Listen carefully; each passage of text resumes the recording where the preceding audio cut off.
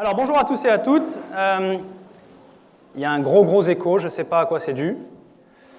On peut peut-être baisser un petit peu le gain. Pasteur Marc Guioldi, pasteur adjoint de cette église. Quel plaisir de revoir des visages que je n'ai pas revus depuis un moment, même masqués, donc c'est super. Très content de vous revoir. Effectivement, Morgan vous l'a dit, il est nécessaire de s'inscrire. N'attendez pas la dernière minute. En général, à partir du lundi midi, lundi soir au plus tard, on essaie que ça soit en place le lundi midi. La billetterie pour le dimanche suivant est ouverte. Et donc, si vous attendez le samedi soir, vous risquez fort de vous retrouver à la rue, en tout cas chez vous. Et vous regarderez le culte derrière votre écran. Mais comme l'a dit notre pasteur, l'écran ne suffit pas. Notre pasteur Marie-Hélène, qui est en vacances, bien méritée, avec pasteur Elisabeth, sa sœur. Elles sont actuellement en Dordogne ou dans le Périgord, enfin je ne sais plus où, mais c'est très joli. Elles nous ont envoyé des photos et c'est vraiment très joli. Donc voilà, elles vous saluent toutes. Et aujourd'hui, elles vont aller célébrer le culte ce matin, même en vacances, même en vacances, dans, si j'ai bien compris, une église gitane. Donc c'est super. Alors, on va écouter la parole tous ensemble. Je voudrais d'abord vous parler de ces 3 livres-ci que l'on me demande de vous présenter. Celui-ci est récent, Fabian Diane pour ceux qui le connaissent, qu'il a écrit, il s'appelle « Appelé et mis à part ». Je l'ai lu, j'ai même travaillé parmi d'autres à son élaboration en français, et il est vraiment excellent. Pour tous ceux, en plus c'est tout à fait bien d'en parler aujourd'hui parce qu'il va aller avec ce que je vais prêcher tout à l'heure. Mais pour tous ceux qui disent « moi je veux servir Dieu, je veux consacrer ma vie au Seigneur », et en particulier ceux qui disent « mais moi, je sais à un moment donné, je ne veux plus travailler dans le monde ou dans une entreprise, je veux travailler à plein temps pour Dieu. » Je vous ordonne, non, je vous recommande chaudement de lire ce livre parce qu'il va répondre à plein de questions et vous donner beaucoup de sagesse par rapport à la manière de faire et de ne pas faire les choses. Et donc, lisez-le, il est très rapide, il fait même pas 60 pages, je crois, et ça se lit très vite, donc il est super. Un livre de Joyce Meyer. Êtes-vous débordé? Ne laissez plus le stress gâcher votre vie. Donc pour ceux qui ne connaissent pas Joyce Meyer, c'est une enseignante et une prédicatrice remarquable de la parole de Dieu depuis, je dirais 40 ans maintenant, et qui est très connue pour son sens pratique des choses. Elle parle des choses du quotidien et c'est vraiment très appréciable. Donc celui-ci est à votre disposition à la boutique si vous le souhaitez. Et enfin, je dirais un classique, Le Triomphe de la foi de Kenneth et Gloria Copeland. C'est ce qu'on peut appeler un guide de méditation quotidienne. Donc vous avez 365 thèmes qui sont abordés et une lecture par jour. En général, il faut 5 petites minutes pour le lire. Et ça, vraiment, ça vous encourage. Moi, je le recommande à des gens, notamment qui n'ont pas forcément le goût de la lecture. Ça arrive, on est tous différents. Et on sait que malheureusement, sans la lecture, on ne va nulle part en Dieu. Et avant, je dirais, de dire, écoute, il faut que tu lises ta Bible tous les jours, etc., il peut être nécessaire de passer par ce genre de choses, et même après d'ailleurs, c'est toujours une bonne nourriture. Donc je vous recommande, si vous ne l'avez pas, ou offrez-le à quelqu'un autour de vous. Et voilà, de bonnes ressources. Tiens, Jean-Marc, merci beaucoup. Également, je voudrais vous rappeler que vous avez ces petites feuilles de contact qui sont à votre disposition dans l'église. Si vous nous rendez visite pour la première fois, écoutez, bienvenue à tous et à toutes. Et n'hésitez pas à nous laisser vos coordonnées, ce qui nous permet de vous garder au courant, de garder le contact avec vous par rapport à tout ce qui se fait dans cette église. Et il se fait beaucoup de choses, donc le week-end, pendant la semaine, et je vous encourage à le faire. Et puis si vous nous regardez sur Internet, écoutez, bienvenue à tous et à toutes également. Et n'hésitez pas à nous dire d'où vous nous regardez dans les commentaires que vous allez laisser. Et c'est toujours très appréciable d'établir le contact avec vous. Et puis, si vous souhaitez, écoutez, être tenu au courant de ce que nous faisons aussi, inscrivez-vous à notre newsletter et on vous tiendra au courant, tout simplement. Nous présenterons au Seigneur nos dîmes et nos offrandes tout à l'heure, après le message que je vais vous apporter maintenant. Et je suis tellement content et honoré de pouvoir vous apporter la parole de Dieu. Il ne faut jamais le prendre pour argent comptant. Et plus on passe de temps à étudier les Écritures, plus on se rend compte de la richesse insondable que le Seigneur a mise à notre disposition. Est-ce que vous avez votre Bible ce matin?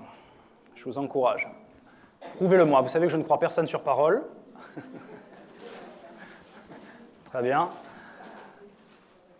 Et si vous nous regardez sur Internet également, écoutez, sortez votre Bible si vous en avez une. Vous savez, c'est le livre poussiéreux dont les pages sont collées sur votre bibliothèque. C'est le moment de le sortir, de le dépoussiérer et de l'ouvrir dans 1 Timothée au chapitre 3. Nous allons lire ensemble tout le chapitre 3 de Timothée. Le titre de mon message aujourd'hui a failli être la croissance spirituelle sous l'angle du service dans l'église locale. Comme c'était un peu long, on va opter pour quelque chose que vous allez mémoriser facilement. Servir fait grandir. Servir fait grandir. 1 Timothée chapitre 3, et je vais utiliser la Bible version Semeur ce matin. Il existe différentes versions de la Bible. Tu dis, ah bon, je pensais qu'il n'y avait qu'une seule parole de Dieu. Oui, il n'y a qu'une seule parole de Dieu, mais le Nouveau Testament était écrit dans l'Antiquité en grec, qui était un petit peu l'anglais de l'époque, la langue internationale, pourrait-on dire, et ça a permis de faciliter sa diffusion. Et ensuite, lorsqu'il a été question de le traduire pour que le commun des mortels, je dirais, puisse le lire et découvrir ce qu'il y avait à l'intérieur, eh bien, différents traducteurs s'y sont mis, et comme le grec est une langue riche, eh bien, vous savez, la traduction, c'est un exercice difficile. Il faut savoir dire en une phrase ce que parfois le grec nécessiterait 4 ou 5 phrases pour expliquer sous toutes ses nuances. Et donc, chacun a un peu sa sensibilité dans la traduction des Écritures. Et c'est pour ça qu'il est bon, lorsqu'on veut établir un point de doctrine, d'ouvrir plusieurs versions de la Bible pour s'assurer qu'un mot en français ne nous induit pas uniquement sur une façon de penser, mais qu'on comprenne bien l'ensemble. La version Semeur est une version qui est, on va dire, plutôt en français courant, tout en respectant assez fidèlement le message original. Et donc, je vous la recommande si vous avez besoin de vous diversifier un petit peu au niveau des versions, tout comme l'eau minérale d'ailleurs. Ne buvez pas systématiquement la même eau, changez-en un peu, des huiles, pareil, changez un petit peu au fil du temps. Donc c'est la même chose concernant les Écritures. 1 Timothée chapitre 3, il nous est dit, donc Paul est en train d'écrire à Timothée. Timothée est un jeune pasteur, peut-être âgé d'une trentaine d'années à l'époque, quelque chose comme cela, et il dirige une grande église qui est l'église d'Éphèse, et il lui donne beaucoup de conseils pratiques sur la façon de vivre le christianisme, la foi au sein d'une église. Et ici, il nous dit la chose suivante, donc, version Semeur, on dit « Celui qui aspire à être un dirigeant dans l'Église désire une belle tâche ». Cette parole est certaine. Il faut toutefois que le dirigeant soit un homme irréprochable, un mari fidèle à sa femme, maître de lui-même, réfléchi et vivant de façon convenable, qu'il soit hospitalier et qu'il soit capable d'enseigner. Il ne doit pas être buveur ni querelleur, mais au contraire, aimable et pacifique, que l'amour de l'argent n'ait sur lui aucune prise, qu'il dirige bien sa famille, qu'il maintienne ses enfants dans l'obéissance en toute dignité. Car comment un homme qui ne dirige pas bien sa famille serait-il qualifié pour prendre soin de l'Église de Dieu ? Que ce ne soit pas un converti de fraîche date, de peur qu'il ne se laisse aveugler par l'orgueil et ne tombe sous la même condamnation que le diable.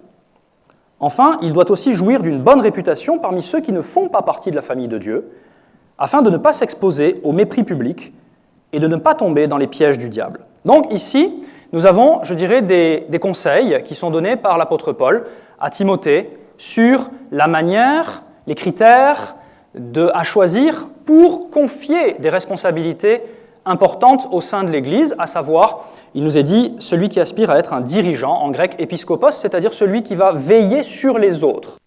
Et on nous dit également que cette personne doit être capable d'enseigner. Donc, première catégorie, je dirais, de gens qui servent dans l'Église, ce sont, on pourrait dire, les anciens, ce sont les membres de l'équipe pastorale, ce sont les leaders de l'Église, c'est-à-dire des gens, on le voit ici, qui, vous remarquerez ce qui est assez intéressant, c'est qu'il n'est pas dit que ça doit être de bons techniciens dans leur domaine. Vous avez remarqué ?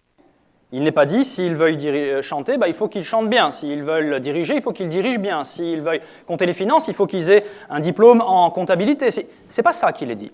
Il est dit, ceux qui veulent veiller sur les autres au sein de l'Église locale, il y a ici des caractéristiques qui sont des caractéristiques de la vie de tous les jours et qui sont des caractéristiques au niveau du caractère. Je continue. Il en va de même des diacres. Les diacres, ce sont ceux qui ne surveillent pas, dirigent pas les autres, mais qui servent au sein de l'église locale. Diakonos, ça veut dire un serviteur, tout simplement. Ils doivent inspirer le respect, qu'ils soient des hommes de parole, sans penchant pour la boisson, ni pour le gain malhonnête. Ils doivent garder avec une bonne conscience la vérité révélée de la foi. Il faut qu'eux aussi soient d'abord mis à l'épreuve. Ensuite, si on n'a rien à leur reprocher, ils accompliront leur service. Il en va de même pour les femmes diacres. Elles doivent inspirer le respect, qu'elles ne soient pas médisantes, qu'elles soient maîtresses d'elles-mêmes et dignes de confiance dans tous les domaines. Que les diacres soient des maris fidèles, qu'ils assument bien leurs responsabilités à l'égard de leurs enfants et de leur famille, Verset 13, et c'est la pierre angulaire de mon message aujourd'hui, « Car ceux qui remplissent bien leur ministère acquièrent une situation respectée et une grande assurance dans la foi en Jésus-Christ. » Je vais le relire. « Car ceux qui remplissent bien leur ministère acquièrent une situation respectée et une grande assurance dans la foi en Jésus-Christ. » Alors, ce passage que l'on vient de lire, je vais poursuivre d'ailleurs, je vais finir jusqu'à la fin du chapitre. « J'ai bon espoir de venir te rejoindre très bientôt. Je t'écris cependant tout cela, afin que si ma venue devait être retardée, tu saches en attendant comment on doit se comporter dans la famille de Dieu, c'est-à-dire dans l'Église du Dieu vivant. Cette Église est une colonne qui proclame la vérité, un lieu où elle est fermement établie. Voici ce que nous reconnaissons ensemble. Il est grand le secret du plan de Dieu, le Christ, qui fait l'objet de notre foi. Il s'est révélé comme un être humain et déclaré juste par le Saint-Esprit. Il a été vu par les anges, il a été proclamé parmi les non-juifs. On a cru en lui dans le monde entier, il a été élevé dans la gloire. » Voilà le chapitre 3 de cette première épître que Paul écrit à Timothée. Alors, il y a plusieurs points qu'on peut relever ici. Et j'ai pris quelques notes, je vous les soumets. D'abord, vous avez remarqué que les caractéristiques qui sont recommandées pour être soit un ancien, un responsable de l'Église, soit quelqu'un qui sert, n'impliquent pas la perfection. Voilà qui devrait nous rassurer. On a tendance à croire en lisant tout ça que, alors je suis totalement disqualifié, parce que sur au moins un des points, je ne coche pas la case.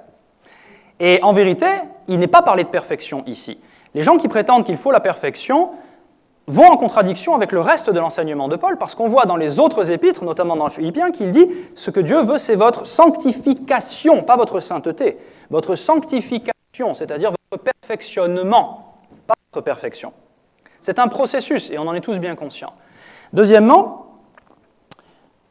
et d'ailleurs Paul lui-même dit, vous vous souvenez, « Je ne prétends pas avoir atteint le but, mais je fais une chose, oubliant ce qui est en arrière, et tendant vers ce qui est en avant, je cours la course qui m'est offerte. » Afin de remporter le prix.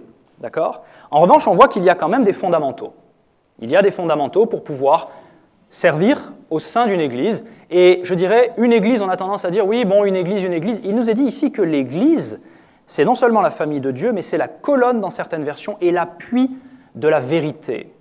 C'est pas rien, une église. Vous allez me dire, oui, mais ici, il est question de l'église universelle. Bien sûr. Le corps de Christ, dans l'ensemble, tous les rachetés, sur terre et dans le ciel, constituent l'Église universelle. Mais comment veux-tu voir l'Église universelle si elle ne se voit pas à travers l'Église locale ? D'ailleurs, ici, il est bien question d'Église locale. N'en déplaise à ceux qui prétendraient qu'aujourd'hui l'Église locale est quelque chose qui n'est plus d'actualité. Ici, il est question d'anciens, de responsables qui doivent veiller sur les autres. Ce n'est pas sur Internet que ça se passe. Il est question de gens qui servent les autres, principalement au sein de l'Église locale. Il est question ensuite d'hommes et de femmes qui sont diacres au sein de l'Église, et il est question du fait que cette Église, elle est là pour proclamer la vérité, n'est-ce pas ce que nous faisons tous les dimanches, tous les jours de la semaine, à vrai dire, au sein des églises locales.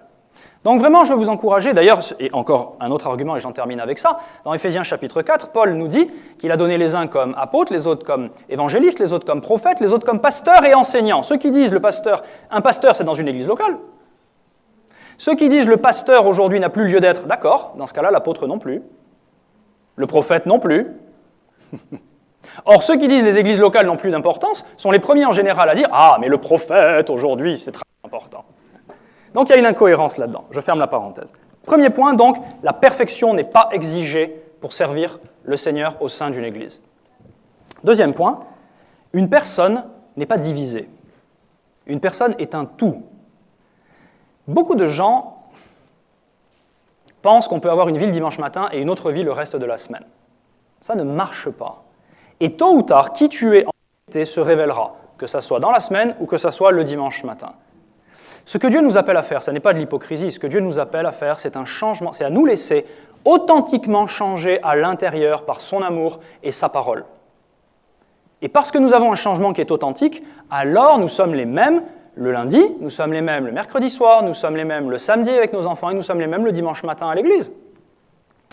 Donc, une personne est un tout, il n'y a pas de compartiment entre vie privée d'un côté, vie professionnelle de l'autre, vie d'église de troisième part, ça n'existe pas. Ça peut exister pendant un temps, mais tôt ou tard, on finit toujours par se révéler tel qu'on est, dans le bon comme dans le moins bon. Donc, ici, et c'est pour cela que le christianisme n'est pas une religion. La religion te demande d'obéir à certaines choses, d'accomplir certains rites, et alors Dieu sera content avec toi, et tu auras mérité. Ça n'a rien à voir avec l'Évangile. L'Évangile, c'est une relation avec Dieu, et le message de l'amour de Dieu pour nous et du fait qu'il a payé pour nos péchés, et il nous justifie, et il nous aime tels que nous sommes, et il nous amène à changer, nous transforme de l'intérieur. Et cette transformation, elle se voit le dimanche matin, mais elle se voit aussi à la maison, et elle se voit aussi au boulot. Amen. Donc, vous pouvez dire Amen même derrière vos masques, je vous entendrai, c'est pas un problème. Troisième point qu'on peut relever, le verset 13, remplir convenablement son ministère. Je vous le relis. Ceux qui remplissent bien leur ministère, convenablement dans d'autres versions, voilà, comme la Louis II là-haut, acquièrent une situation respectable. La version là-haut, c'est un rang honorable et une grande assurance dans la foi en Jésus-Christ. Alors moi, ça me dit deux choses. Ça me dit d'une part que notre vie privée doit être conforme à la piété. Ici, vous avez remarqué que quand on dit « Ah, il faut que tu remplisses bien ton service dans l'Église », tout de suite, on va penser à quoi? Il faut que je sois à l'heure, il faut que ma chemise soit repassée. Je ne regarde personne, sinon vous allez vous sentir jugé. Il faut que j'ai un langage qui soit adapté. Et puis si j'ai une tâche à accomplir, il faut que je sois un bon technicien, il faut que je fasse mon boulot correctement, et si possible avec le sourire. Voilà, et là, tu as bien rempli ton ministère. Vous remarquerez qu'ici, bien remplir son ministère, ça nous parle notamment de ce qui se passe à la maison. Quasiment intégralement de ce qui se passe à la maison. Et Dieu appelle ça bien remplir le service que je t'ai confié. J'aime ces moments.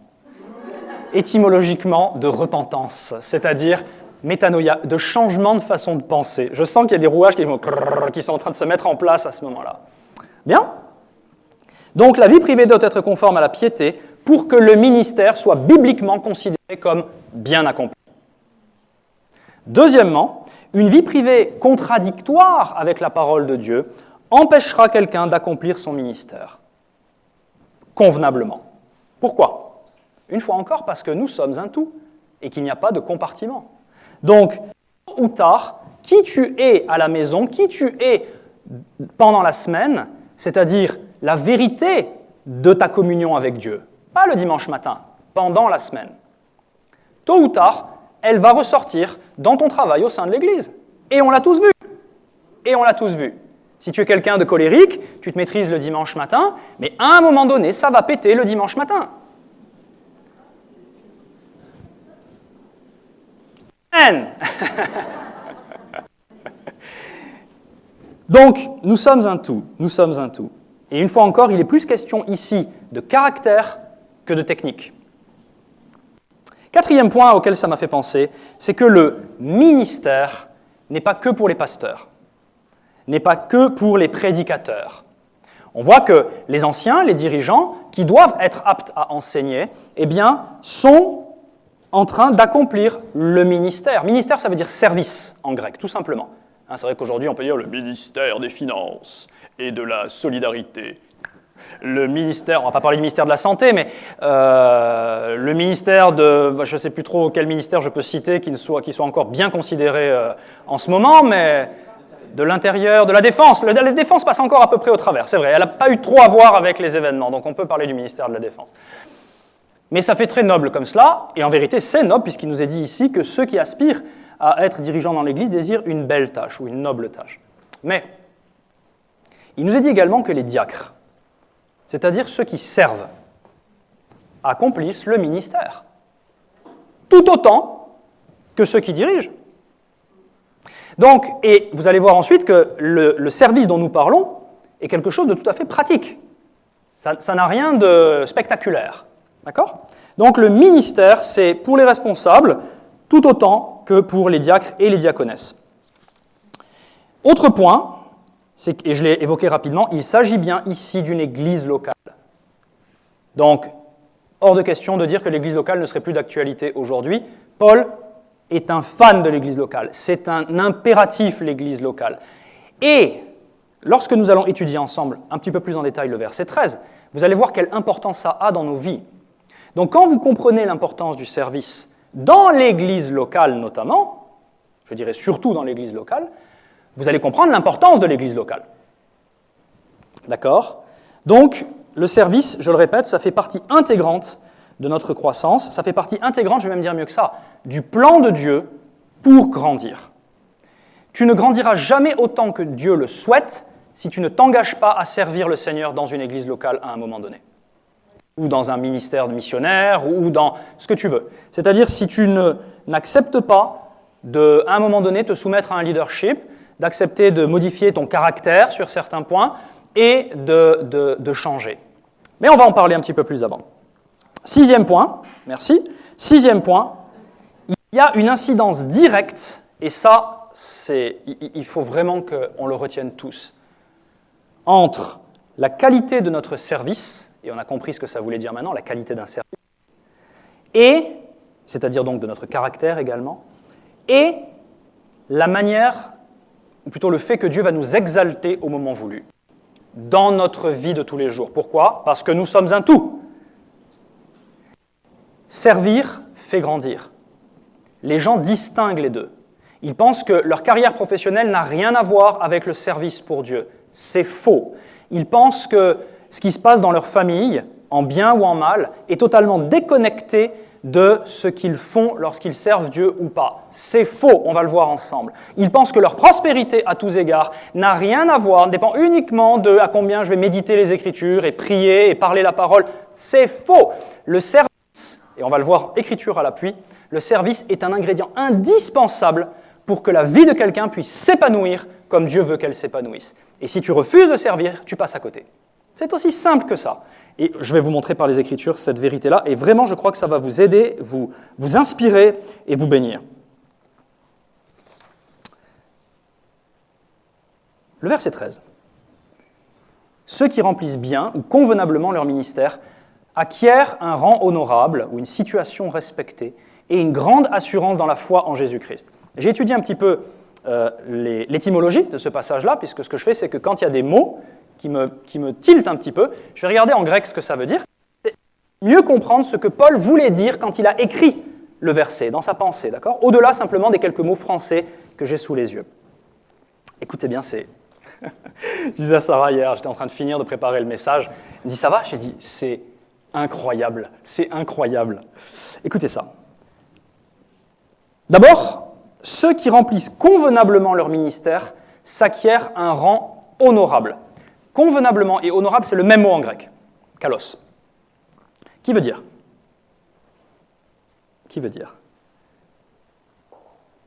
Ou plutôt ce qui signifie, ce qui induit. Ceux qui remplissent, il fait presque un jeu de mots, ceux qui remplissent convenablement leur ministère s'acquièrent un rang convenable. Ceux qui remplissent avec honneur leur ministère s'acquièrent un rang honorable. Ça veut dire que, et le rang dont il s'agit ici, ce n'est pas uniquement le rang dans l'Église. C'est ça qui est extra. C'est que le Seigneur est en train de révéler une clé ici en disant « tu veux prospérer dans la vie? Tu veux monter en grade? Tu veux vivre dans une meilleure maison? Tu veux avoir plus d'influence pour Dieu autour de toi? Est-ce que tu veux prendre du galon? Ou est-ce que tu veux rester à l'échelon 0 ou 1 auquel tu te trouves actuellement? Ah, tu peux, Dieu va respecter ça. Mais tu n'auras pas l'influence que tu dois avoir, peut-être. Tu ne vas pas laisser Dieu te bénir comme il aimerait te bénir. Et je parle dans tous les domaines, je ne parle pas que dans le domaine financier. Si tu remplis convenable, c'est pour ça que je vous dis, le fait que ça soit le même mot est très intéressant. Tu remplis convenablement ton ministère, tu t'acquiers un rang convenable. Avec honneur ton ministère, tu t'acquiers un rang honorable. La qualité de ton ministère, de ton service pour Dieu, va déterminer celle de ton rang dans la vie. On va regarder les Écritures, vous allez voir. Deuxièmement, le mot rang, de quoi on parle? Dites, ah oui, mais non, toi tu ramènes tout à des choses matérielles. Et... Non. Le mot rang veut dire la marche. Ceux qui remplissent convenablement leur ministère s'acquièrent une marche qui est honorable. Honorable, vous savez, c'est un mot qu'aujourd'hui on a tendance à mépriser un peu, oui. Bon, honorable. 11 sur 20. Non, Honorable, ça veut dire digne des honneurs. C'est mention très bien. C'est félicitations du jury. C'est ça que ça veut dire, honorable. Le rang dont il est question en grec, ça veut dire la marche. Quelle est la marche de ta vie? Comment est-ce que marche ta vie? Ça marche ou ça marche pas trop? Si tu veux que ça marche, avec les félicitations du jury, penche-toi sur ton ministère. Je vous donne quelques synonymes en grec. Enfin, je ne vous les donne pas en grec, je vous donne en français les synonymes grecs, parce que si je vous dis atmos, hein, extra, hein, ça ne vous dira pas grand-chose. Le mot marche, le mot rang, que nous acquérons grâce à la qualité de notre ministère, c'est le mouvement en général. D'accord? Donc le mouvement, quand on dit tiens, ah bien, mais ça bouge, c'est le mot rang. C'est un rang qui est souvent confiné dans certaines limites. Une marche qui est souvent confinée dans certaines limites, c'est pour ça que ce mot est souvent un mot du vocabulaire militaire. Si par exemple tu es, alors je ne connais pas très bien les grades militaires, excusez-moi, mais si tu es caporal, tu vas avoir une certaine marge de mouvement en tant que caporal. Le rang dont il s'agit, ce n'est pas simplement les galons que tu as ici sur la pochette, là. Hop, d'ailleurs je la remets. Ce n'est pas uniquement la qualité du pins ou le titre qui est écrit. C'est la liberté de mouvement dont tu vas disposer dans un espace donné.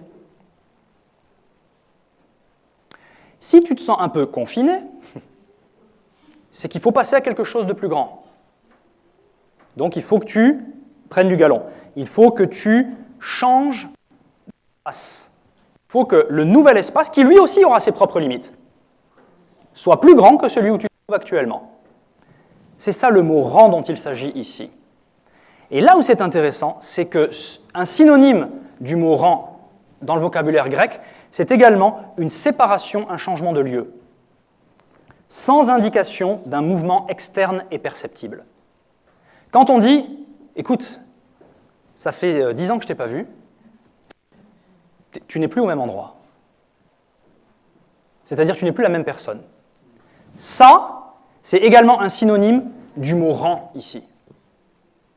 Autrement dit, c'est un changement qui se passe dans l'âme de l'individu, et pas uniquement dans sa maison, dans son boulot, dans sa famille ou dans son porte-monnaie. Dans l'âme de l'individu. La prospérité qui nous est offerte par Dieu, ce n'est pas qu'une prospérité de porte-monnaie. Et c'est en cela que je me dispute, non, mais que j'essaye de convaincre les gens qui disent « Oh, la théologie de la prospérité, le mouvement de la prospérité ». Pourquoi? Tu veux rester colérique? Tu veux continuer à te battre avec ta femme? Tu veux rester avec tes enfants malades? Ou tu veux prospérer dans ce domaine également? Ah ben évidemment, alors dont on parle. Et oui, meilleure voiture si Dieu veut, absolument, et je crois qu'il veut. C'est un tout, il n'y a pas de compartimentation dans la vie des gens, vous comprenez ça? Donc, pourquoi Dieu voudrait-il que je prospère dans ma santé, dans ma famille, dans mon job, dans mes relations, etc. Mais par contre, non, sur le plan matériel, non, tu vas galérer. Ça n'a aucun sens, et c'est réduire la rédemption. Bon, je ferme la parenthèse, sinon je vais... Le rang, c'est tout ça. Ça vous aide? C'est intéressant, hein? Donc, ceux qui remplissent honorablement leur ministère vont s'acquérir un galon, un espace de mouvement, une façon de penser qui, elle aussi, va être de plus en plus honorable et honorée. Félicitations du jury. Troisièmement, non seulement tu t'acquiers un rang honorable, mais nous acquérons une grande assurance dans la foi en Jésus-Christ. Donc on voit que le service a un impact direct sur notre foi. Vous n'imaginiez pas ça, hein? Vous pensiez que vous filiez un coup de main à l'église, hein? Que vous nettoyez les toilettes, comme ça a été dit tout à l'heure. Ça a un impact direct sur ta foi. Une grande assurance, ça veut dire quoi en grec? Une liberté dans les paroles. Il y en a certains qui n'osent pas. Tu sais, j'ose pas. Ça fait 50 ans que tu n'oses pas. Et que tu subis le fait que tu n'oses pas. Mais j'y arrive pas. Voilà ce qui est à la clé pour toi si tu décides de servir Dieu dans l'église locale. J'insiste. Et oui, mais aux extrémités de la terre. Commence par le 4 avenue Estienne-d'Orve et après tu iras à Taïwan. Bon, lisez le livre de Bob Yandian sur Appelé et mis à part, vous comprendrez ce que je veux dire par là.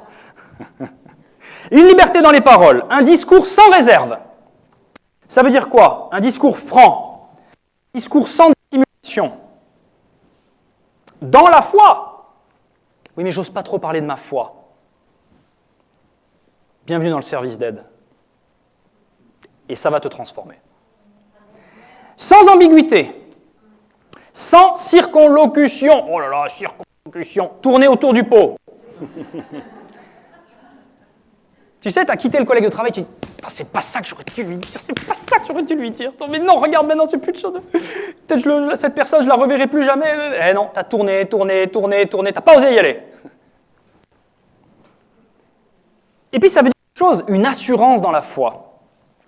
Une confiance libre et intrépide en Dieu.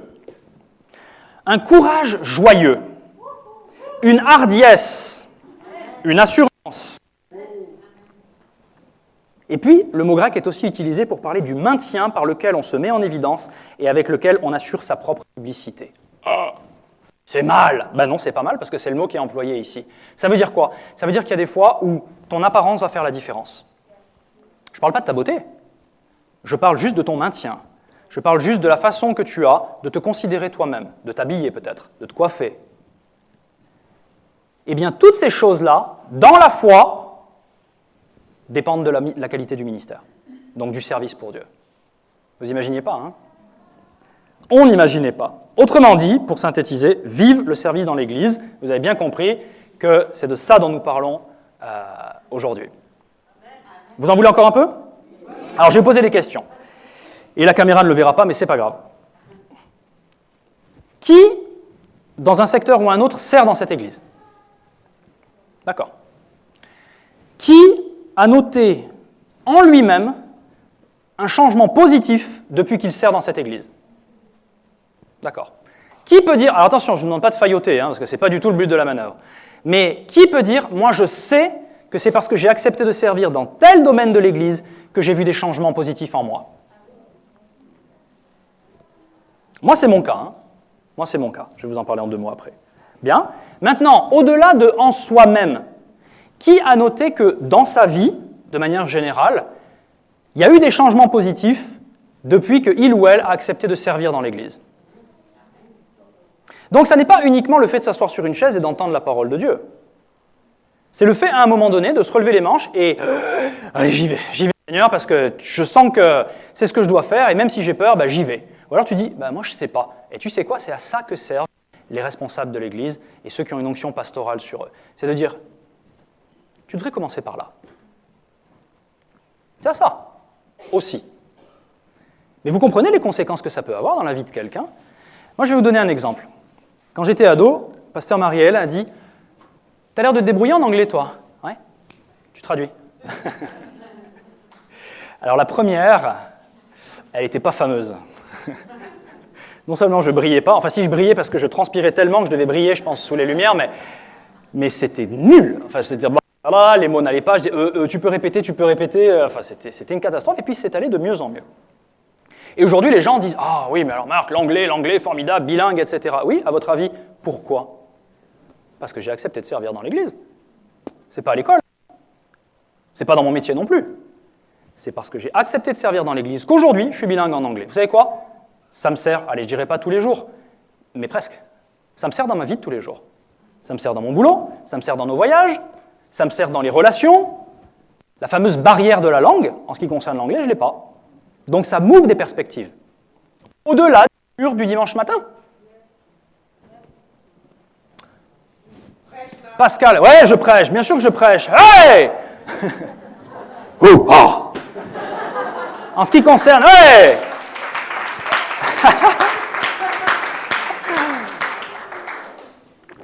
Ma femme se cache derrière son masque, c'est pas grave. Ce que tu as vu, c'est ce que tu as eu. En ce qui concerne ma sœur Pascal qui menait la louange ce matin, vous savez, le défi que ça a représenté, c'est pas une professionnelle du chant ou de la musique. C'est même plutôt quelqu'un qui se voulait discret. Cette assurance qu'elle a gagnée, pas que sur une estrade, dans sa vie avec les autres, au boulot, et résultat des courses, quand son boss l'appelle aujourd'hui pour lui dire « Je voudrais vous muter dans un secteur un peu plus... Il y a un challenge là pour vous. » Oui, chef. Mais si oui, chef, elle n'avait pas appris à le dire à Marie-Hélène Moulin, elle n'aurait peut-être pas été capable de le dire à son boss.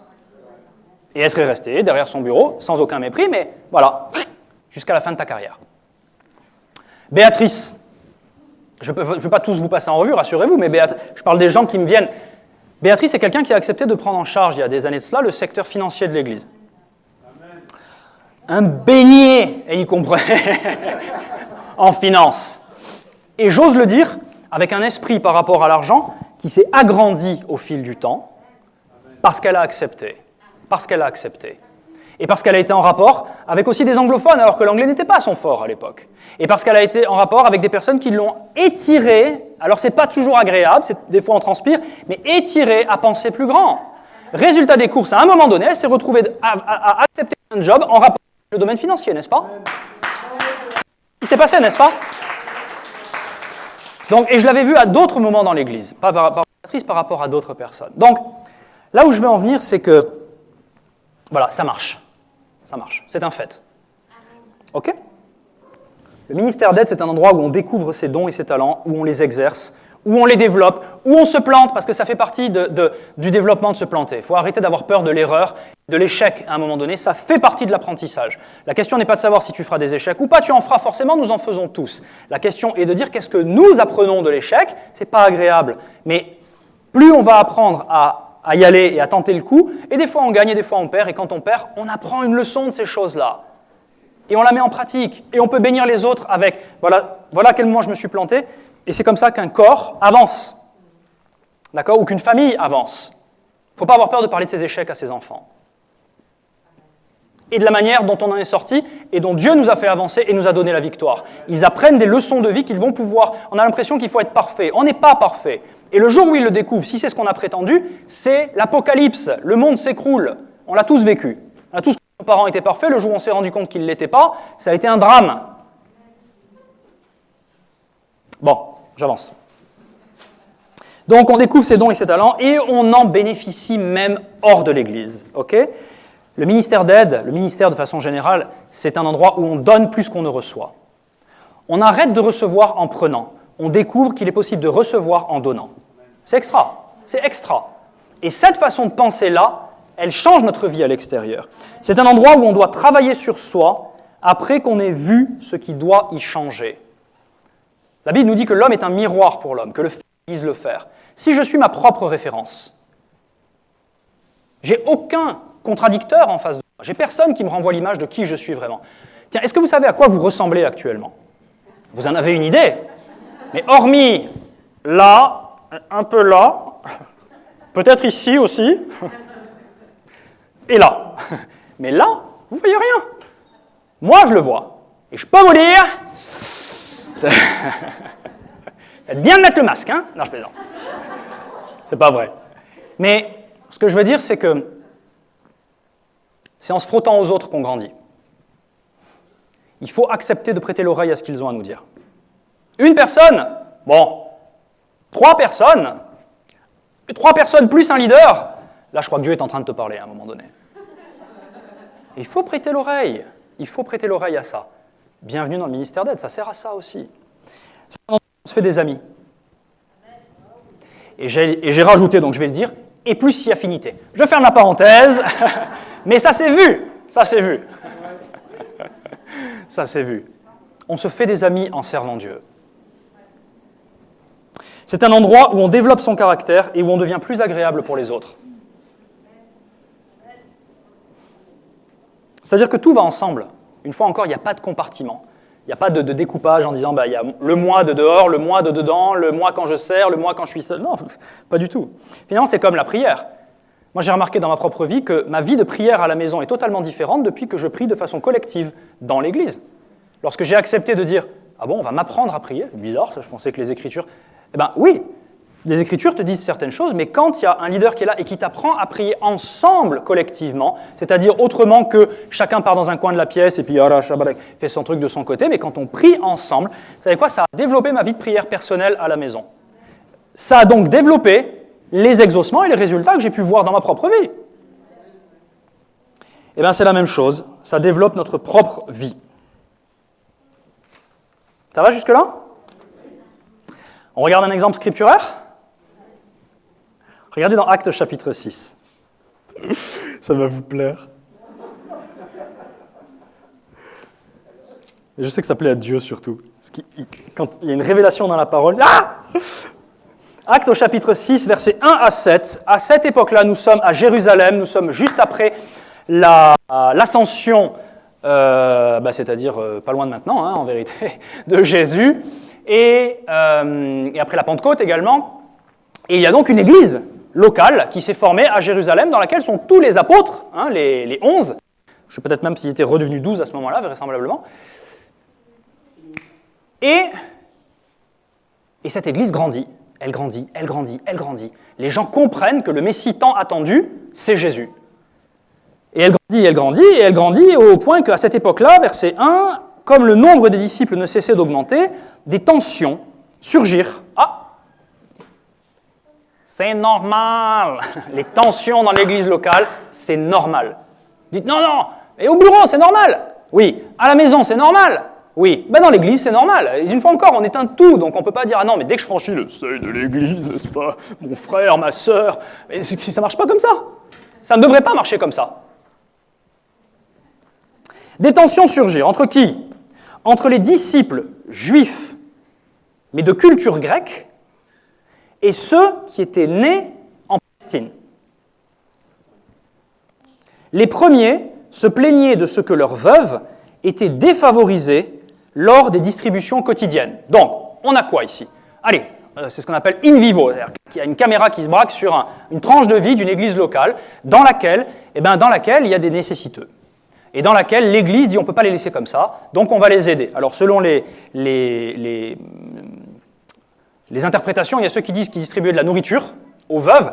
C'est quoi les veuves? Notamment dans Timothée, Paul explique comment il fallait être qualifié pour être veuve. Vous savez, il n'y avait pas de sécurité sociale à l'époque, il n'y avait pas de pension de retraite. Et en général, c'est plutôt les hommes qui travaillaient dans une entreprise, qui ramenaient le salaire. Donc quand le mari décède, si la veuve n'a pas de famille pour la soutenir, c'est la rue. C'est la rue. C'est pour ça que Paul dit à un moment donné, par contre, si jamais il y a des enfants ou des membres de la famille qui sont là pour aider, ce n'est pas à l'église de faire ce job-là. On a beaucoup à apprendre au niveau du système social dans les Écritures. Mais en tout cas, il y en a qui étaient vraiment veuves, elles étaient seules, il n'y avait personne pour les aider. Et donc là, l'église prenait le relais. Elle prenait le relais avec patience Zoé, ton tour viendra. Elle prenait le relais avec la nourriture et peut-être avec l'argent aussi. Ok? Seulement, il y a eu à un moment donné des espèces de clans. Et puis, pourquoi? Parce qu'on est à Jérusalem. Et qu'à Jérusalem, ceux qui étaient nés ici, qui avaient toujours connu Myriam et puis qui avaient toujours connu la famille de David, ils avaient tendance à plutôt favoriser dans les distributions la famille de David et Myriam que peut-être Philoctète ou Eugénie. N'est-ce pas? Et donc, ce qui s'est passé, c'est qu'à un moment donné, il y en a qui ont râlé en disant « Attendez, excusez-moi là, il n'y aurait pas une petite discrimination dans les distributions ?» Et donc, ce qui nous est dit, c'est que les 12 apôtres, oui 12, réunirent l'ensemble des disciples et leur dire « Écoutez, il ne serait pas légitime que nous arrêtions de proclamer la parole de Dieu pour nous occuper des distributions. » Croyez-moi, j'apprends beaucoup de ce verset. C'est pourquoi, frères, voilà ce qu'on va faire. Choisissez parmi vous 7 hommes réputés dignes de confiance, remplis du Saint-Esprit et remplis de sagesse, et nous les chargerons de ce travail. De quoi on parle? De distribuer de la nourriture à des gens qui en ont besoin, ou de l'aide financière.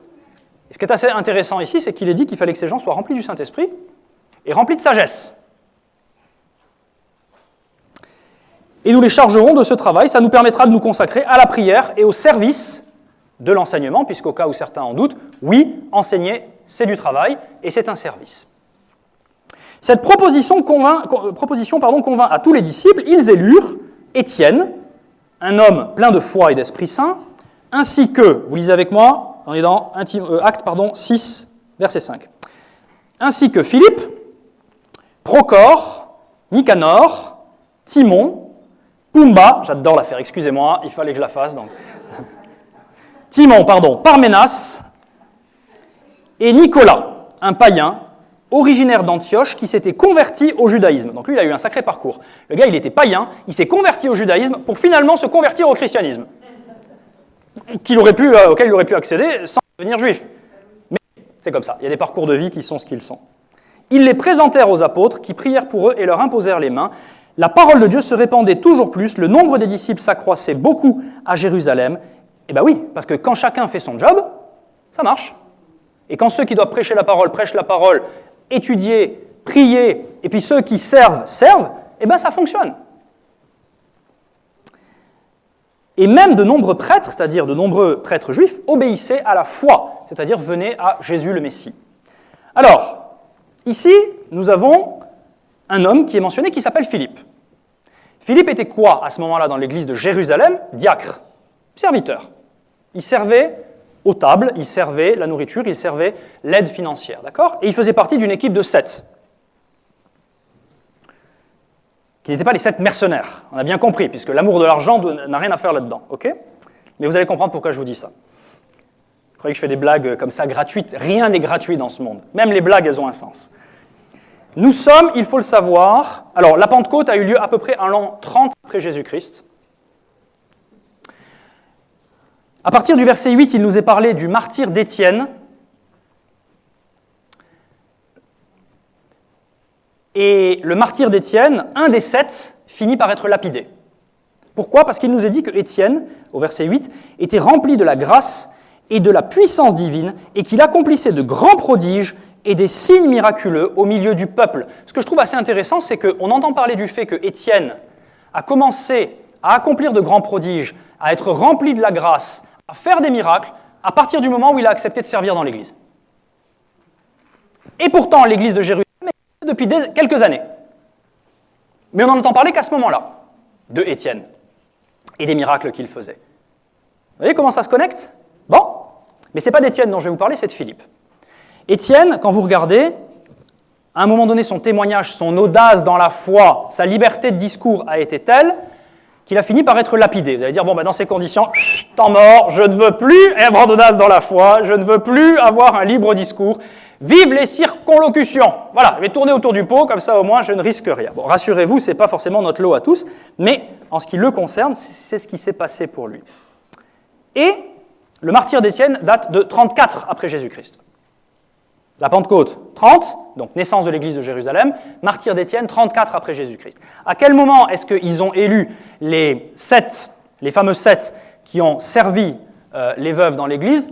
Je ne sais pas, donc on va faire comme on fait d'habitude, on coupe la poire en deux, et on va dire en 32 après Jésus-Christ. D'accord? Vous retenez sa date? 32 après Jésus-Christ. Juste après, ou plutôt juste au moment du martyre d'Étienne, si vous regardez avec moi dans Actes chapitre 7, il nous est dit au verset 57 et suivant, Acte 7, 57, qu'à la fin de son procès, on va dire, Étienne donc parle et à ces mots, il, c'est-à-dire le Grand Conseil, c'est pas rien le Grand Conseil en Israël, hein, c'est la Cour suprême, hein, c'est la Cour de cassation dont on parle là. Hein.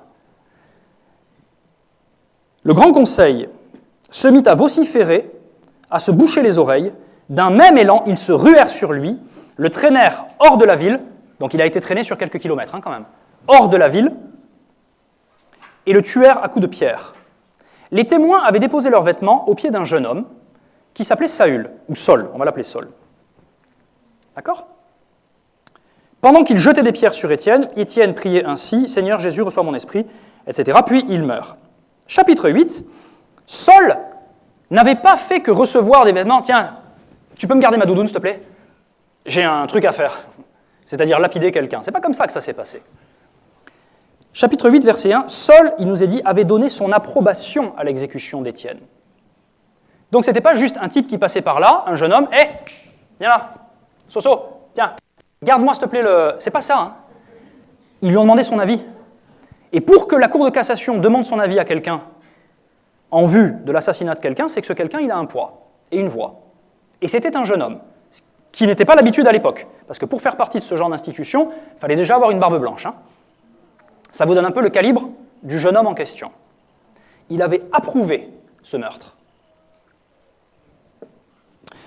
De ce jour-là, une violente persécution se déchaîna contre l'église de Jérusalem et tous les croyants se dispersèrent à travers la Judée et la Samarie, à l'exception des apôtres. Donc d'une église de 5000 personnes, ils se retrouvent à 12.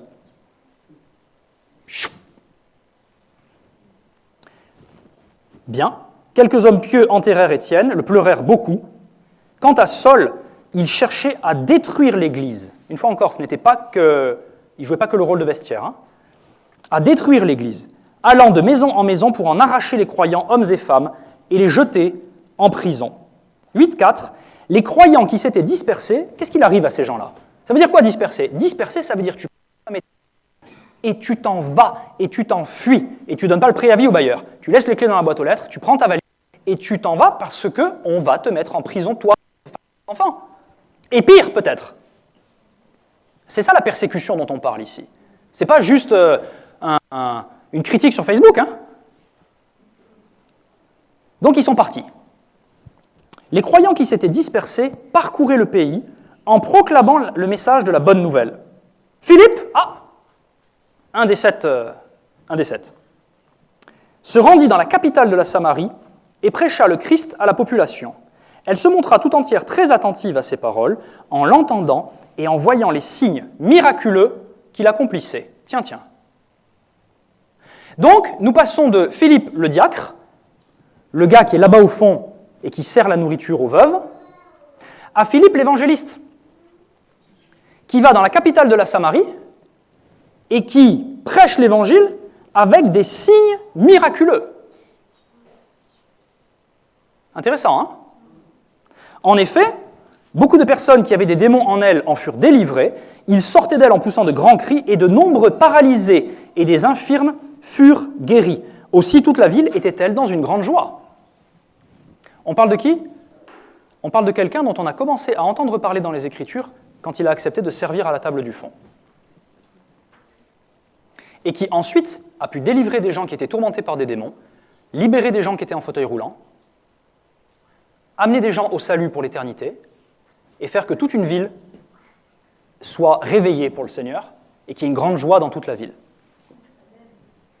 Intéressant, hein? On continue? On continue sur Philippe ou pas?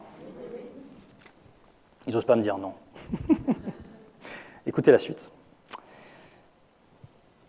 En ce qui concerne Saul, chapitre 9, verset 1, alors je vais finir avec Philippe. Vous avancez un petit peu, vous lirez chez vous, vous verrez qu'effectivement, ensuite, c'est à tel point que ce qui se passe en Samarie, c'est tellement important qu'il y a 2 apôtres de Jérusalem, dont Pierre et Jean, qui prennent leurs 2 jambes ou un âne, peut-être, je ne sais pas, un chameau, et qui vont en Samarie pour voir de leurs yeux ce qui se passe et pour poursuivre le travail. Quant à Philippe, chapitre 8, verset 26, un ange du Seigneur s'adressa à Philippe et lui dit « Lève-toi et pars en direction du sud, prends la route qui descend de Jérusalem à Gaza, celle qui est déserte. » Et quand vous lisez les commentaires, ils vous disent qu'on aurait presque pu rajouter « celle qui est déserte et dangereuse et malfamée. » Il se leva immédiatement et se mit en route, et voici, qu'est-ce qui se passe? Allez, petit quiz biblique, hop, qu'est-ce qui se passe à ce moment-là? Qui rencontre-t-il? Un Éthiopien. Non, il ne rencontre pas un Éthiopien, parce que si vous dites aujourd'hui, il a rencontré un Éthiopien, vous allez avoir une image des choses qui n'est pas celle de l'époque biblique. D'accord? L'Éthiopien qu'il rencontre, c'était un des ministres principaux du royaume d'Éthiopie de l'époque, qui n'a rien à voir avec l'Éthiopie d'aujourd'hui. C'est-à-dire qu'il a rencontré, je ne sais pas, Mike Pompeo ou Édouard Philippe, enfin qui vous voulez, mais il a rencontré une pointure qui était venu à Jérusalem adorer.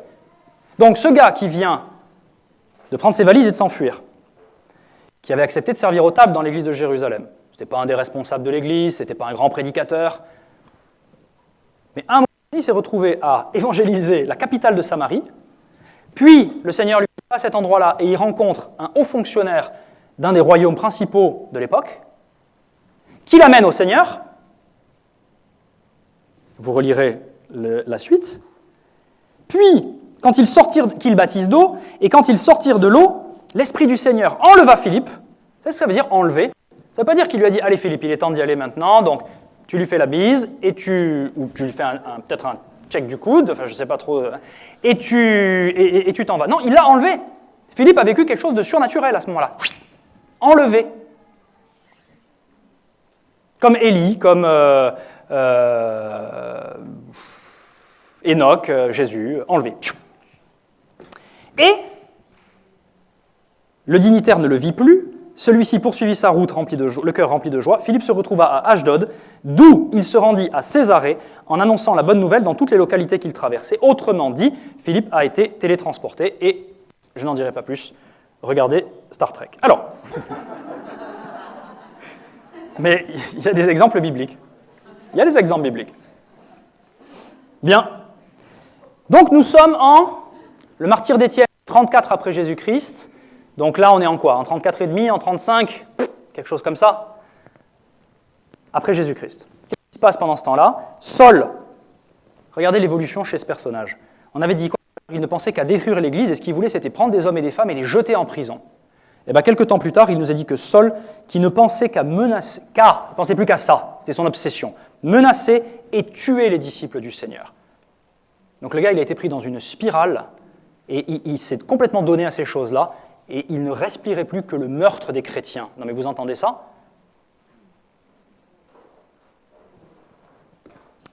Bon, laissons Saul de côté 30 secondes. Et nous voyons que Philippe l'évangéliste vit des expériences avec Dieu. Et il se retrouve à Césarée. Bon. Fast forward, comme on dit en anglais. Alors en français, on appelle ça, si je me souviens bien, une prolepse. Donc bon, voilà. Une analepse, si je me souviens bien, c'est un flashback. Et une prolepse, c'est on va dans le temps. Et on avance, et on avance, et on avance jusqu'à Actes chapitre 21. Vous y êtes? Actes chapitre 21. Qu'est-ce qui s'est passé entre-temps? Saul, le meurtrier, est complètement frappé par la révélation de Jésus-Christ, comprend le message de la grâce, est transformé à un ministère qui est extraordinaire, vit des aventures qui sont extraordinaires, accomplit plusieurs voyages missionnaires, évangélise tout le bassin méditerranéen ou presque, monte une équipe avec lui pour l'aider, il lance un ministère, il ouvre des églises, donc il y a de l'espoir. Hein. Et au chapitre 21, il termine, je devrais dire, son troisième et dernier voyage missionnaire, puisqu'ensuite de ça, il va être capturé, emmené à Rome, resté en liberté surveillé, je dirais, assigné à résidence pendant un certain temps, et finira par être tué. D'accord? Nous sommes en 57-58 après Jésus-Christ. Donc on a fait un bond en avant de 25 ans. Donc Saul, qui était un jeune homme à l'époque, n'est plus un jeune homme. Et vous imaginez la vie de cet homme, d'accord? Chapitre 21, Luc est avec lui, puisque c'est lui qui rédige le livre des Actes, et qui nous dit, après nous être séparés d'eux, nous avons pris la mer, etc. Donc Luc tient un journal de bord, et il écrit, il fait un reportage sur ce qui est en train de se passer dans le ministère et la vie de son ami Paul. Mais il y a quelque chose qui est très intéressant, c'est qu'ils prennent la mer, ils vont à droite, ils vont à gauche, ils vont à Ptolémaïs et à Tyr, et nanana. Et puis, au verset 8 du chapitre 21, il nous est dit, dès le lendemain, nous sommes repartis par la route pour Césarée. Alors Césarée, pour vous donner un petit peu le contexte, il y a deux Césarées en Israël. Il y a Césarée au bord de mer, Césarée-sur-Mer, et il y a ce qu'on appelle la Césarée de Philippe. Et là où ça devient vicieux, c'est que Philippe, dont nous allons parler, habitait à Césarée au bord de mer, et non pas à Césarée de Philippe, d'accord? Mais Césarée, c'était une grande et belle ville, c'était une ville riche. Césarée au bord de mer, c'était le Cap d'Antibes, quoi. C'était la capitale de la Judée. Pour les Romains, c'était la capitale de la Judée. Et quand les officiels romains venaient en Judée, c'est là qu'ils séjournaient. C'est une ville qui avait été complètement refaite par Hérode le Grand, celui qui avait bâti le dernier temple, le second temple. Et c'est une ville qui avait un amphithéâtre, qui avait un hippodrome, c'est une ville qui avait une forteresse, c'est une ville qui avait beaucoup, beaucoup de choses. C'est une ville qui était un grand centre commercial, un grand centre touristique. Et c'est par là que passe, c'était un grand port également. Hérode le Grand avait bâti un port qui était remarquable. Et il nous est dit, dès le lendemain, donc, Paul et Luc, et on va voir qu'ils étaient d'autres également, nous sommes repartis par la route pour Césarée. Nous nous sommes rendus à la maison de Philippe l'évangéliste. On est 25 ans plus tard. C'était un des 7 hommes que l'on avait élus à Jérusalem. Et ici, il y a écrit, encore plus court ici, il est écrit Philippe l'évangéliste dans la version seconde, qui était l'un des 7. Donc quand je vous ai dit les 7 mercenaires, ce n'étaient pas les 7 mercenaires. D'ailleurs, il faut savoir qu'en anglais, les 7 mercenaires, c'est The Magnificent Seven, les 7 magnifiques. Là où je veux en venir, c'est que 25 ans plus tard, on parlait encore de cette équipe de 7 comme les fameux 7. De qui on parle? De ceux qui étaient à la table du fond. Ce que ça a déclenché dans leur vie était tellement important que 25 ans plus tard, ils étaient connus dans toute la chrétienté méditerranéenne comme les 7. Philippe l'évangéliste. Et qu'est-ce qu'il fait, Philippe l'évangéliste? Et nous avons logé chez lui. Je voudrais juste vous dire quelque chose à propos du fait qu'ils aient logé chez lui. C'est que quand vous regardez, mais ce n'est pas la peine je vous le lis simplement, quand vous regardez quelle était l'équipe qui s'est retrouvée chez Philippe l'évangéliste, on pensait qu'ils étaient 1 ou 2. Les compagnons de Paul étaient Sopater, fils de Pyrrhus, originaire de Bérée, Aristarque, Secondus, Gaius, Timothée, Tychique, Trophime, Luc, Paul. 9 personnes. 9 personnes qui disent « Surprise !» Tu veux bien nous loger? Ouais, venez. Donc Philippe, il avait une maison suffisamment grande pour héberger 9 visiteurs au pied levé, plus lui, plus, nous est-il dit ensuite, il avait 4 filles non mariées, donc 4 personnes de plus, ça fait 14 personnes, 15 ? 15 ? Et ces filles, il y a une petite spécificité chez elles, c'est qu'elles étaient prophétesses. Elles avaient le don de prophétie. Quand je vous dis prospérer à tous égards, c'est à tous égards. Il n'est pas dit que de temps en temps, elles donnaient une parole prophétique sous l'inspiration du Saint-Esprit. Elles étaient dans le ministère don de prophétesse. Les 4. On parle de qui?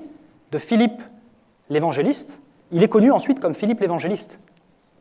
Mais il a commencé et il continuait de dire Philippe l'évangéliste, l'un des 7. Et il habitait où? Sa maison, elle était où? En rase campagne? Dans l'Eure-et-Loire? En Auvergne? Non. Au Cap d'Antibes. Alors pour ceux qui ne connaissent pas la Côte d'Azur, vous ferez une petite recherche sur le Cap d'Antibes sur Wikipédia, ou Saint-Jean-Cap-Ferrat, si vous préférez, à Césarée. Il a prospéré. Mais vous savez ce qui pour moi me surprend le plus dans toute cette histoire? Les 7, s'ils étaient appelés les 7, c'est sans doute parce qu'il y avait en plus une bonne équipe là. Il y avait une bonne homogénéité entre eux. Je pense que c'était des amis. Je pense que c'est des gens qui mangeaient ensemble le soir, qui se connaissaient les uns les autres, qui sortaient ensemble, on ne vit pas que dans l'église, hein, qui servaient le Seigneur ensemble. C'est les amis intimes, les 7. Et bien moi, ce qui me marque le plus et ce qui me touche le plus dans cette histoire, c'est que Philippe a ouvert la porte au meurtrier de son copain Étienne.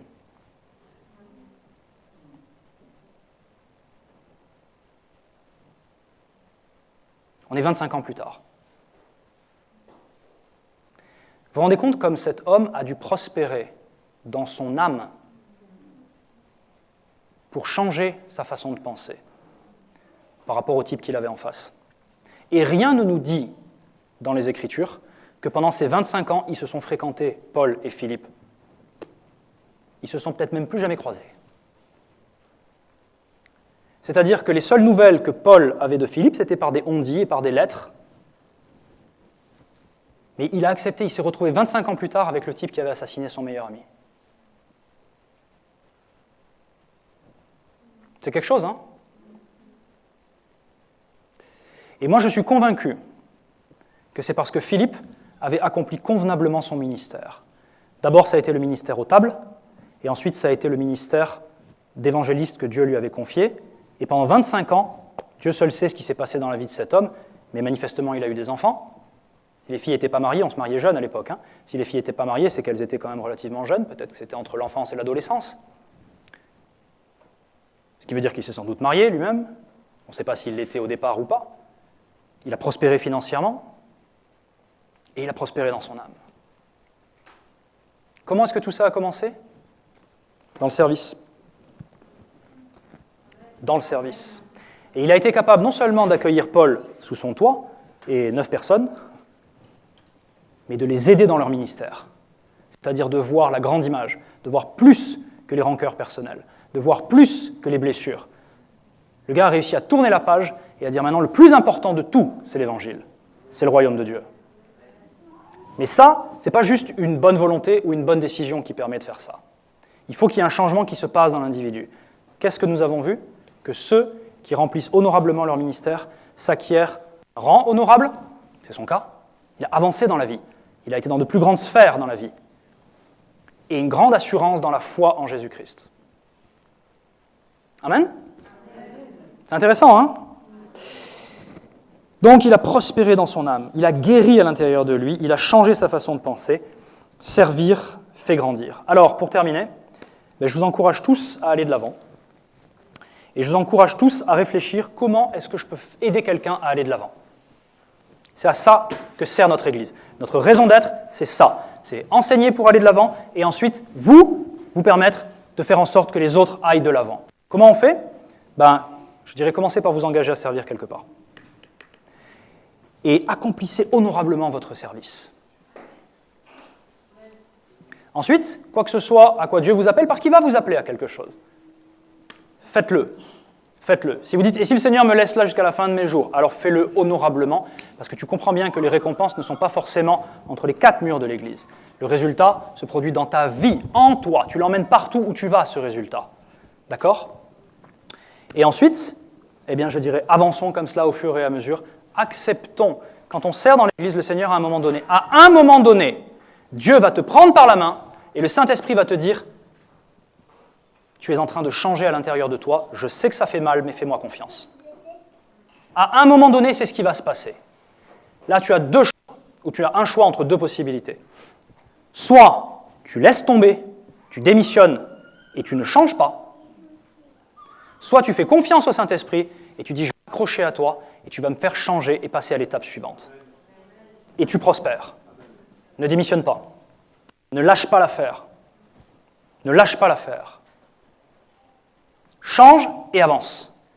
Tu ne t'en rends pas compte, mais c'est pour ton futur, c'est pour ta famille, c'est pour ton job, c'est pour les gens que tu vas rencontrer, et c'est peut-être pour l'apôtre Paul qui un jour va venir taper à ta porte en disant « J'ai besoin que tu m'aides pour pouvoir exercer mon ministère. » Et quel ministère, quel impact. Mais si Philippe n'avait pas grandi dans ses pensées, quelle aurait été son attitude? Il aurait laissé sa porte fermée. Amen. Père, nous te bénissons au nom de Jésus, pour la richesse de ta parole, pour les changements que le Saint-Esprit, sur lesquels le Saint-Esprit veut nous amener, sur ces chemins-là. Père, je prie pour tous ceux qui entendent cette parole. Tu es celui qui nous amène, Seigneur, de l'avant, qui nous aide à bénir notre génération, notre monde, pour qu'il aille de l'avant. Seigneur, merci parce que nous n'avons pas peur en toi. Et même si nous avons de l'appréhension parfois, ton amour nous rassure. Nous savons, Seigneur, que nous sommes entre tes mains et que nous n'avons rien à craindre.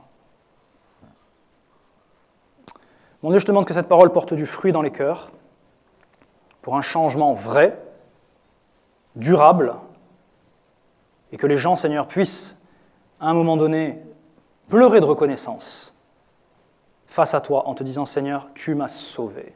Tu ne m'as pas seulement sauvé quand je suis né de nouveau, tu m'as sauvé encore aujourd'hui. Et tu me sauveras encore demain, Seigneur. » Merci pour ton ministère du salut, Seigneur, qui se poursuit chaque jour pour nous et qui nous délivre de tout ce dont nous devons être délivrés, qui nous guérit, qui nous sauve de tout ce dont nous devons être sauvés. Je te bénis au nom de Jésus, Seigneur. Amen, amen. Et si vous écoutez ce message et que vous dites « mais moi, c'est la première fois que j'entends l'Évangile comme cela, c'est la première fois que j'entends parler de Dieu comme cela. Peut-être vous nous regardez sur Internet. je voudrais vous encourager, ça commence par la nouvelle naissance. C'est quoi la nouvelle naissance? Jésus a dit dans Jean chapitre 3, c'est une nouvelle vie qui commence lorsque le Saint-Esprit vient à l'intérieur de nous. Et je veux vous encourager à faire cette démarche qui est de dire « Je reconnais que j'ai besoin de Dieu dans ma vie. Je reconnais que je ne peux pas m'en sortir seul et je veux la vie qui m'est promise ici. » Alors dans ces conditions-là, il vous suffit tout simplement de reconnaître, effectivement, à voix haute, alors à voix haute ça ne veut pas dire pour que tout le monde l'entende, mais pour que le Seigneur l'entende, votre condition est de dire « Seigneur, je suis pécheur, mais je crois que tu es mort sur la croix pour mes péchés et pour me donner le Saint-Esprit qui me régénère de l'intérieur et qui m'ouvre cette nouvelle vie. » Et je vous propose de prier avec moi si c'est le cas. Père, vous pouvez répéter cela si ça vous parle à l'intérieur et si vous n'avez jamais fait cette prière. Père Céleste, je reconnais que je suis pécheur, je reconnais que j'ai besoin de ton pardon et je crois que ce pardon, tu me l'as donné par Jésus-Christ sur la croix. Je crois aussi que Jésus a non seulement payé pour mes fautes, mais que tu l'as ressuscité. Nous avons lu tout à l'heure que le Saint-Esprit l'a déclaré juste. Il est ressuscité. Aujourd'hui, il siège à la droite de Dieu. Il est le Fils de Dieu. Et je te demande, Jésus, de venir par ton Saint-Esprit, changer mon cœur, venir dans ma vie. Tu es mon Sauveur et je fais de toi mon Roi et mon Seigneur aujourd'hui. Père, c'est au nom de ton Fils Jésus que je prie. Amen. Amen. Et si vous avez fait cette prière, eh bien faites-le nous savoir. Faites-le nous savoir si vous êtes dans cette église en présentiel, comme on dit. Faites-le savoir à l'équipe d'accueil. On voudrait vous bénir, on aimerait vous offrir une Bible, on aimerait vous donner des conseils pour démarrer dans cette vie chrétienne. Et si c'est sur Internet, eh bien écoutez, envoyez-nous un commentaire, contactez le secrétariat de l'église. Et on veut vraiment vous suivre dans ce chemin-là, vous aider autant qu'on puisse le faire. Et faites-le nous savoir. Mais en tout cas, vous avez pris la bonne décision. Et on espère que nos enseignements vont vous aider à aller de l'avant.